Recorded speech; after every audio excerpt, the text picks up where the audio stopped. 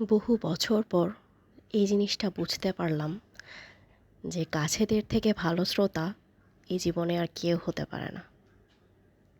আমার যত দুঃখ, আমার যত কষ্ট, আমার যত না পাওয়ার আক্ষেপ, সব কিন্তু এই কাজটা শুনবে।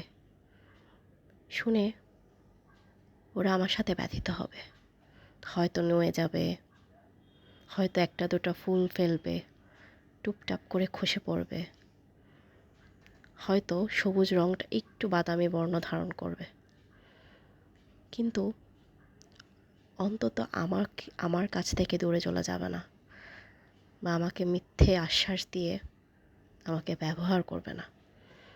তাই তো এখন উপলব্ধি করি, মানুষের সাথে মেশার চেয়ে এই গাছেদের সাথে সময় কাটানো অনেক ভালো।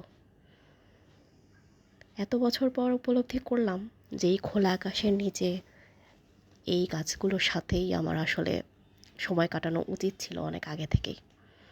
যেই সময়টা আমি মানুষদের পিছে দিয়েছি সেটা এদের পিছে দেওয়া উচিত ছিল। অনেক বড় ভুল হয়ে গেছে জীবনে।